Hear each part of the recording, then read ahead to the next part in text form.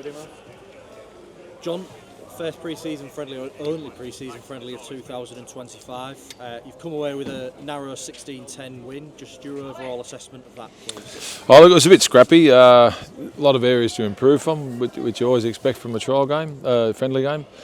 But really pleased and happy, especially for the younger guys that came on and played a fair majority of the game. A lot of them making debuts, I suppose, against men, and they acquitted themselves very well. There was under a lot of pressure at the end of the game there to hang on, and the only thing riding on the result was a bit of pride and to keep our fans happy, but they kept turning up for each other, which was pleasing. What was the most pleasing thing about today?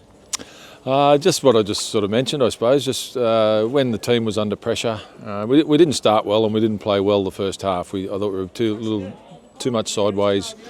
Tried to play around them and sort of used it. Pretty much played like a training run, really. I thought the second 40 minutes they straightened things up.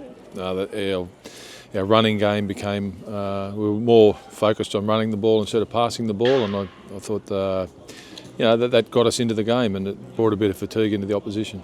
Sort of comes on to our next question, really. I was going to ask what you didn't necessarily like about today. What did you say to them at half-time that sort of swung things around? It was a different game in the second half. Yeah, I think they realised themselves, to be honest with you. It was just we spoke about giving sides free shots, as silly penalties, drop balls, and we just were guilty of that far too often in the first half. I thought we run sideways too much. So it was just about trying to take them errors out, running more direct, because our energy was pretty good in the first half. We made a lot of errors and put our defence under a lot of pressure. So they scrambled really well, and that continued in the second half. I think the second half we put them under a bit of fatigue, and we handled it pretty well. It's probably important to consider the amount of new faces that took to the field for the first time in Hull FC colours today.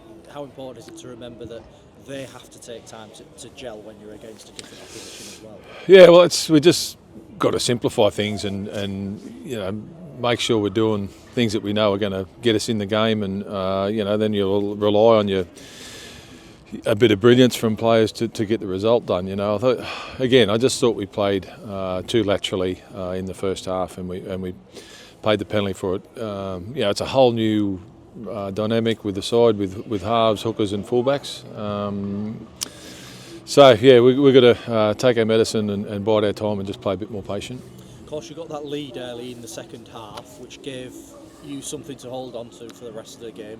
For the majority of the second half, it was a young side out there. You've already said that you're pleased with the way that they scrambled in defence, but how much of a learning experience will that be for them at the same time? Yeah, look, that's invaluable. A lot of them have come from, a few of them have come from playing academy to playing against a Super League team. So just physically, speed-wise, it's a totally different ball game. So.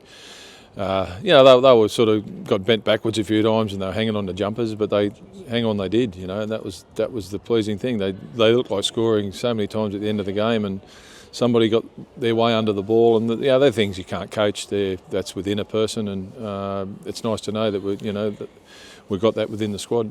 A bit of housekeeping as well, because Ed Chamberlain came off after about 20 minutes, looked pretty nasty. Have you got any early update on him? Yeah, he's rolled an ankle. It's pretty swollen. He's in a boot, so hopefully it's not a high ankle sprain, but we'll know more on Monday. And apart from that, pretty clean bill of health. Pretty good, I think. There's a couple of heavy knocks there in the game, but no one came off with a HIA, so that's a positive for us. But we'll have a good check on Monday. And will you be keeping your cards close to your chest with regards to selection for next weekend's Challenge Cup game?